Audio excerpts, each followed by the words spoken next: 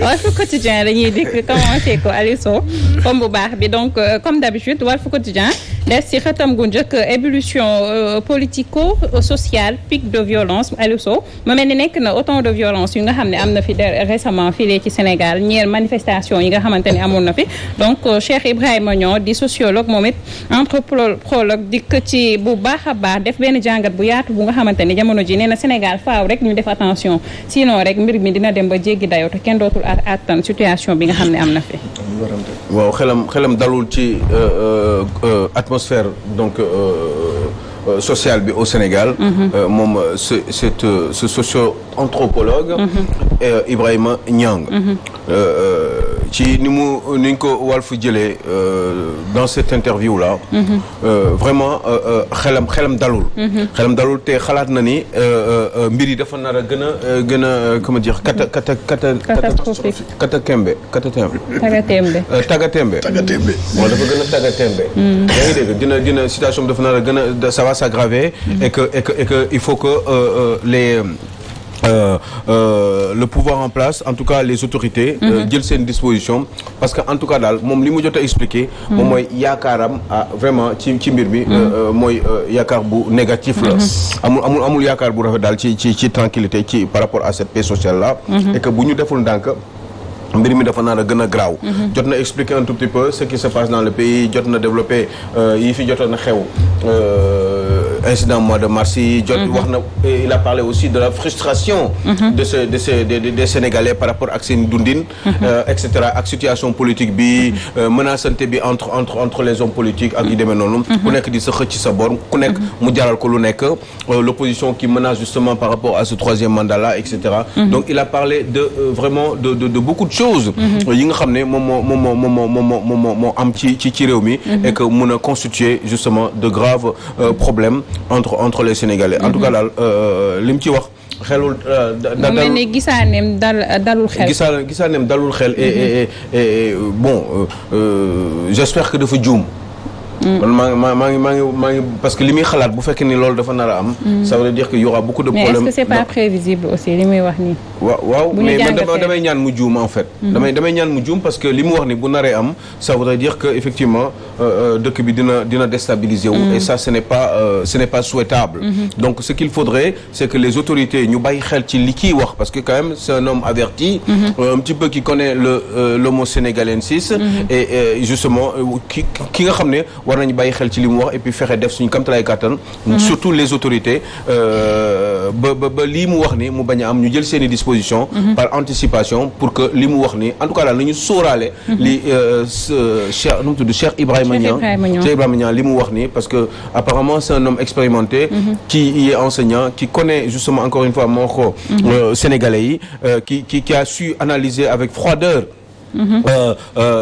li fi jote xew yëpp ak li mu yaakaar ni bu ñu deful attention dina fi amaat parce que ça serait une suite par rapport aux multiples frustrations que vivent une majorité des Sénégalais. Donc daal vraiment il faut qu'on fasse attention et que surtout lii ki ko war a gën ñi ci war a gën a bàyyi xel mooy les autorités en place ñi nga xam ne ñoom ñoo ngànk nguur gi. On leur conseille de prendre Walf Quotidien pour lire ko tey c'est une petite interview mais très très concise très intéressante sur quoi on pourrait justement essayer de se ñu bàyyi ci xel daal nañu bàyyi xel ci li mu wax am na solo trop je parle surtout aux autorités. D'accord parfaitement te di ñaan daal li mu wax mu bañ a am. amiin yaa rabbi donc bu ko defee ñu daal di dem ci Vox Populi dikk ci kaddu yi nga xam ne wala décision bi nga xam ne Moustapha Niasse fas yéene na koo jël en 2022 disant que dina fas yéene jël li nga xam ne moo di retraite am ci secrétariat bu AFP donc mu mel ni succession am jamono ji aussi débat bi posé nañ ko nee na moom am na ci lu tolloog 60 ba 70 cadres yu nga xam ne mën nañ ko remplacer mais instant bii nii dañu jël ñetti nit teg leen au devant de la scène mu di Alioune Sarr le docteur Malick Diop ak Mbaye Dione mu mel ni bataille des trois bi faaw mu posé wu. waaw même bu fekkee nee na 60 cadres la. bon ben moi je ne sais pas man gëwuma Moustapha Niasse li mu wax 60 cadres du ñoom ñooy xëccoo présidence su AFP Moustapha Niasse xam na kan moo ko war a remplacer. parce que ici en Afrique en général mais au Sénégal en particulier képp koo xam ne da nga ŋànk ndombal tànk ci parti politique. c'est très rare déjà nga dem. wala booy dem fekk na parti bi désagrégé wu na définitivement. ou alors bu fekkee ni da nga nar a dañu nar a def ay congrès comme ni ñu ko waxee nii. mais Niass kañ la gëj a def congrès ci. 22 ans. est-ce que congrès man fàttaliku moom ban mooy dernier congrès. Moustapha Niass 98 ak kan moo mës a ban congrès la mës a def. mu am benn cadre wala benn militant ci biir parti AFP jàkkaarloog moom ñu def ay débat waxtaan. élection am. ñu def ay choix mu gagné man fàttaliku ma ko ku ko fàttali na ma ko wax. donc ce sont des gens maintenant il peut prévoir un congrès parce que moom nee na day dem. mais ça serait à mon sens pardonnez-moi mais un congrès de façade. parce que forcément Moustapha Niasse am na koo xam ne choisir na ko ba pare. surtout si ñett ñi nga xam ne nit ñi ñi ngi koy soupçonné ci ñetti ñooñu muy Mbaye Dione. qui est justement le maire de Ngoundiane. mais Mbaye Dione qui est réputé en tout cas dañ koy jëw ni dafa jege trop Malick Gakou bi nga xam ne moom moo doon numéro 2 wu AFP. donc ñuy xalaat ni xëy na kooku jarul a wóolu puisque on sait très bien les raisons pour lesquelles Malick Gakou est sorti donc brutalement de l'AFP pour créer son grand parti. donc il y a l'autre aussi le petit j'allais dire le monsieur Alioune Sarr qui est le ministre des Transports aériens. mais Alioune Sarr mooy maire une ville qui est dans la région de Thiès là Notto Diobass benn dëkku séeréer ci côté bi Thiès noonu. donc Alioune Sarr qui est le ministre des Transports aériens mais qui est réputé lui être très proche du président de l'Assemblée nationale patron de l'AFP Moustapha Niasse. mais en même temps il paraît que c'est un monsieur boo xam ne wax dëgg yàlla tàllewul quoi. mais Moustapha Niasse moo ko choisir. bi au ministère du commerce parce que loolu la njëkk a nekk. bi mu remplacé donc bi mu comment dire ki ma wax léegi Malick Gakou. bi mu démissionné. ci de l'AFP comme AFP dafa amoon quota am ci gouvernement bi en tant que ministre du commerce donc kii bi mu d'accordatul ak moom ak nguur gi ak Moustapha Niasse. moom Malick Gakou dafa démissionné donc après il lui fallait choisir moom Moustapha Niasse au nom de son parti. pour entrer dans le gouvernement et remplacer donc Malick Gakou il fallait choisir quelqu'un d'autre donc si le Moustapha Niasse choisirait encore quelqu'un d'autre qui lui serait fidèle. donc fidélité boobu ak proximité boobu moom la am depuis parce que après il est passé moom Alioune Sarr maire de Notto Diobass il est passé donc du ministère du commerce au ministère des transports aériens. toujours au nom de la coalition Benno Bokk Yakaar dirigée par le président Macky Sall. donc via j'allais dire via l'AFP. donc maintenant kooku nee nañu dafa jege trop Moustapha Niasse. waayam la déggal na ko te lu ko Moustapha Niasse wax lay def. donc kooku nee nañu mën na am chance nekk président jiite AFP. au mois de en 2022 premier semestre la ñu nar a def congrès bi.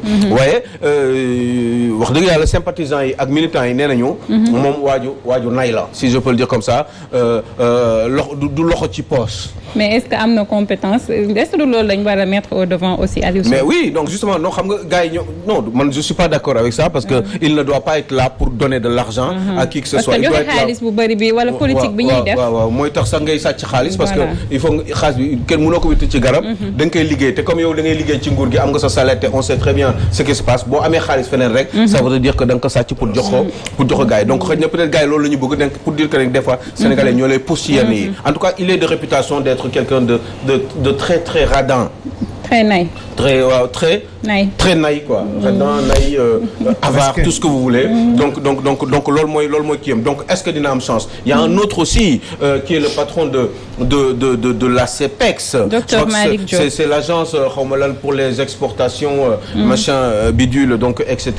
donc ça fait que effectivement ce gars s'appelle nu mu tuddati. docteur Malick Diop. docteur Malick Diop qui est pharmacien de formation. et moom mooy agence bi nga xam ne moom mooy gérer affaire exportation yi. au Sénégal moom justement le Moustapha wax Macky Sall pour mu nommer ko qui est très fidèle au président Moustapha Niasse. moom docteur Malick Diop. il me semble même si je ne me trompe pas. que son père était un très grand pote. un très grand ami si je puis dire de Moustapha Niasse donc à la limite il a un comportement lui entre ñoom diggante doom ak baay la quoi moom Moustapha Niasse ak docteur Malick Diop parce que je crois qu'il était avec son père en tant que ami ñoom ñaar ay gaañ la ñu woon quoi si je peux le dire comme ça un peu vulgairement donc kon kooku xam nga daf koy déggal j'aurais comme l'impression man bu ma tuddee ñetti nit ñooñu ñëpp bu ma tuddee ñetti nit ñooñu ñëpp je pense que ni celui en mon sens qui aurait plus de chance d'être le remplaçant donc de Moustapha Niasse. ki nga xam ne Moustapha Niasse xalaat naa ne war na ko mën a bëgg mooy ki nga xam ne moo ko gën a mën a déggal ba pare am attitude doom. est-ce que ba pare maa ngi dégg muy wax aussi Moustapha Niasse dans son discours que ni il lui faut un parti il faut ñu rajeunir. mbir yi te ku nar a rajeunir si ñetti ñooñu ma tudd léegi. docteur Malick Diop moo si gën a nekk jeune benn. ba pare c'est comme son fils. Moustapha Niasse c'est comme baayam la nekk. mais congrès bi kon est-ce que amati na sens. mais mooy li ma wax moo tax xam nga au début tout de suite j'ai dit que c'est ça serait certainement un congrès de façade. mais Moustapha Niasse mooy choisir te choix am du wax. il sera pas le seul à choisir. il ne sera pas le seul à non parce que. moom suñu waa ji. waaw suñu waa ji. Sall ngaay. lam toxu buru gédé. waaw déet non ma ne moom kay c'est clair ah li ma wax leer na moom nee na AFP képp ku ko nar a jiite. non seulement il faut nga continuer di ko déggal il faut ngay suivre ses pas. il faut que suivre ses pas surtout principalement continuer di ànd ak Benno Bokk Yaakaar maanaam di topp ci ginnaaw Macky Sall comme moom ni mu koy defee. parce que certainement il doit en avoir marre de la politique puisqu'à 80 ans passés. c'est sûr que il a envie que li mu waxanteeg Macky Sall mu continuer. mais que ce soit quelqu'un d'autre qui puisse poursuivre justement cet état d'esprit là. donc est-ce que kan ci ñett ñooñu moo ko war a gën a mën a lijjanti. je crois que man en mon sens au risque de me tromper mais en général quand je dis quelque chose c'est toujours vrai. sinon en général je me tais. mais fii nii ci sama gis-gis docteur Malick Diop moo ëpp chance parce que dafa mel ni Moustapha Niasse même bu fekkee ne nekkuma ci ay géntam. cher père je pense que j'avais déjà choisi. donc docteur Malick Diop ki nga xam ni moom moo la gën a mën a déggal. parce que d'abord sa doom la parce que da nga doon ànd ak baayam parce que c'est un garçon qui vous suit depuis très longtemps. mu d'accord ak mu bañ a d'accord ci ak say doxalin. ba pare nga wax ni da nga bëgg rajeunir parti bi donc forcément kenn rek la mën a doon moo am en tout cas le meilleur profil. et ben je n'essaie pas d'influencer sur quoi que ce soit. je me sers juste de certains éléments que j'ai justement rassemblés. pour pouvoir donner un avis bi nga xam ne moom moo gën a jege li Moustapha Niasse di xalaat parce que pour ma mën ko xam leen rek laa mën a wax leen rek laa mën a def mooy ci ay éléments yi ma dajale te li Moustapha Niasse li mu xalaat. mi ngi dépendre ci son comportement ak ni muy waxee. te ni muy waxee mooy li ma expliqué nii nee na parti bi dafa bëgg ñu rajeunir ko. te xale bi yàgg na ak moom presque doomam la. te Moustapha Niasse nee na il faut que képp ki nga xam ne da nga war a jël AFP comme jiite ko il faut que nga def comme waa Benno Bokk Yaakaar. nga topp ci ginnaaw Benno Bokk Yaakaar topp ci ginnaaw Macky Sall. te kooku ki gën a wóor il me semble. à moins que mu doon histoire Macky Sall ak Abdoulaye Wade. parce que Macky Sall dafa ñëw téye toog jàpp ñàmburam. téye làmmiñam ñu naan ko da ngaa yaru tu es le meilleur. et cetera mu toog di liggéeyam. loolu ba Abdoulaye Wade wax mu ne waaw kon ne di jàng di avancer ndànk-ndànk. ba bis jot. rek mu fireeku rek dóor ko def ko ndengeñ Ablaye Wade rek yóbbu ko teer. yaa ngi dégg donc. bon excusez-moi mais et l'AFP et le parti l'esprit du parti dans tout cela en fait bu ñuy xool alors le ministre donc Alioune Sarr. bon man personnellement ce que je me dis mooy au cas où. je sais pas est-ce que maanaam c'est ce qui se fera c'est-à-dire au cas où tey li mu jot a joxe comme analyse yëpp noonu la demee. et que Moustapha Niasse choisir donc la personne du docteur donc Malick Diop. foofu xalaatuloo ne scission dina commencer di am est-ce que donc le Alioune Sarr là il va pas donc se démarquer parce que politiquement mën naa sañ wax ne que moo ko ëpp expérience moo ko njëkk feeñ en quelque sorte entre guillemets. alors est-ce qu'il sera pas foofu dëggal yàq bi nga xamee ne que moom mooy tàmbaliwaat di feeñ ci biir AFP yi. du moins que Malick Gakou dem na alors les élèves am na yeneen ci ay ténors yoo xamee ne que jóge woon nañ AFP. bi Niasse donc jëlee décision ne du génn Benno Bokk Yaakaar ak yeneen ci yi fi jotoon xew. au cas où alors le choix du docteur ñu def ko. est-ce que du créer ay frustration maanaam parti bi ci boppam moom moo fay yem. moi je pense que il faut tout de suite et maintenant que je te dise ci sama xalaat. avec la toute petite expérience que j'ai AFP dafay dee définitivement avec Moustapha Niasse. alors maintenant pourquoi nga may wax mu nga ma laaj lan moo tax ma wax loolu. ma ne la en général d'abord en Afrique et puis surtout au Sénégal quand on crée un parti politique celui qui le crée leader boobu il meurt avec le parti. maintenant deewu kii la quoi da ngay xam lu yàgg. mais après finalement da ngay nekk grabataire après nga dee définitivement. c'est un parti qui tend vers pour être grabataire. définitivement xoolal rek ñi créé seen parti yëpp ana ay ñoom PAI. ana ñoom ay PIT ana ñoom ànd jëf ana ñoom xoolal vous allez voir kii Cheikh Bamba Dièye va aussi mourir avec son parti c'était heureusement que parti bu gisee mu xaw a continuer à exister surtout c'est parce que c'est son père baayam la remplacé mais xoolal rek autour de toi tous les partis politiques yi nekk au Sénégal ban parti à part le parti socialiste moom moo kon ne di survivre parce que parti socialiste sax deewam bi muy dee waaj a dee nii ce n'est pas pour ces raisons là c'est pour autre chose c'est par rapport à des choix qui ont été faits par le défunt leader Ousmane Tanor Dieng mais en général képp ku créé ce parti bi Moustapha Niasse a créé ce parti l'AFP c'était pour lui c'était pour être président de la République il a su à un moment donné qu'il ne pouvait plus être président de la République. Il s'est allié aux côtés de son ancien ennemi, donc le président Macky Sall, parce que il ne voulait pas que ce garçon puisse devenir candidat. Donc xam nañ li fi jotee xew yëpp après mu topp ci ginnaawam. muñ xam ni bon voilà nekk na président mais pas de la République du Sénégal président donc de l'Assemblée nationale la topp ci ginnaawam gis na léegi nii gën na nekk mag te war na dem mun xaaral ma sànni parti bi gars yi et puis advienne que pourra on verra bien xam nga moom xam na ci boppam ni parti bi mënul continuer. kan mooy ñi ko na remplacer ñoom ñëpp ils n'ont pas des profils de présidentiables ou amuñu le charisme bi nga xam ne moom moo war a mën a tax un jour ñu ne ñoom xëy na peut-être ils seront des grands leaders pour espérer être président de la République xoolal Alioune Sarr xam nga kooku c'est un béni oui du président Moustapha Niasse loolu moo tax mu toog fi ba tey benn bis bu waxoon tuuti rek def lu gën a tuuti li Malick Gakou def rek kon dàq nañ ko Malick Gakou au départ il était pareil lui un béni oui du président Niasse ba jour bi muy jéngu def benn espèce de jéngu rek ci lañ ko dàq bàyyi ñu ko fi bon après gis nga après fu mu mujjee tout le monde le sait il a été mis à l'écart il n'est plus devenu grand chose donc gis nga après Alioune Sarr bi ñëw remplacer ko mais Alioune il est obligé de se taire de topp ci ginnaaw Moussa Niasse lu ñu ko wax mu def il défend la politique et du président Macky Sall avec le président Moussa Niasse président de l'Assemblée nationale à ses côtés et que ça s'arrête là le gosse là aussi le maire de Ngoundiane moom kenn xamul waaw parce que moom dafa jege mi ngi kon ne di nekk AFP mais dafa jege trop Malick Gakou ñëpp xam nañ ni dafa am ay accointance ak Malick Gakou donc gars yi wóoluwuñu ko trop et puis il ne sait plus quoi faire il va continuer à faire sa politique mais il n'a pas véritablement le charisme suffisant pour que un jour moom tam mu mën a nekk un grand leader il va continuer à être maire de Ngoundiane pendant un certain temps après il va vieillir et puis il va passer à autre chose donc quelqu'un comme le gosse là il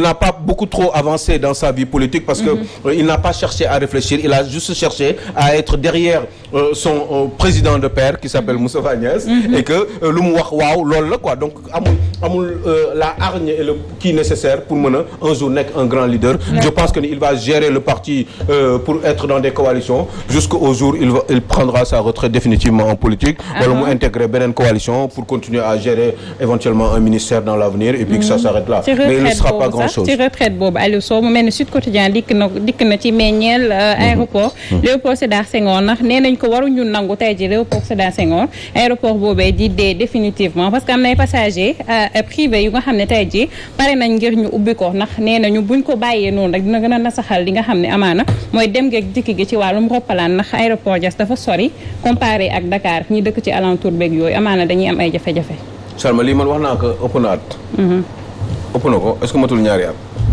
lii nii waxoon naa leen ni tëj bi ngeen di tëj aéroport Léopold Sédar Senghor baaxul parce que Sénégal dafa gën a yaatu d'abord Diass dafa sori c'est un grand aéroport c'est bien mais li may waxoon sax mooy il faut que ñu def les vols long courrier et peut-être moyen courrier ñu def ko mu nekk aéroport Diass maanaam vol yi nga xam ne day dem ay États-Unis ay Amérique ci yeneen continents yi wala yi dem en Afrique du Nord ñu def ko Diass les vols petits courriers maanaam vol yi nga xam ne soriwul ay CEDEAO zone CEDEAO bi la wala ay Gambie wala jóg di dem ay Casamance wala di dem dans la région du Sénégal ñu def ko biir aéroport Léopold Sédar Senghor ndax ñu mën a continuer di faire vivre d'abord l'économie des alentours maanaam lépp lu tourner autour de l'aéroport donc Léopold Sédar Senghor économie bi continuer dafa romb leen aéroport léegi ngeen xool dara nekk fa dañ ko tëj xam nga et c'est calme c'est comme benn espèce de cimetière bu fees. et puis am na beneen projet bu ñu fa annoncé woon récemment. ba pare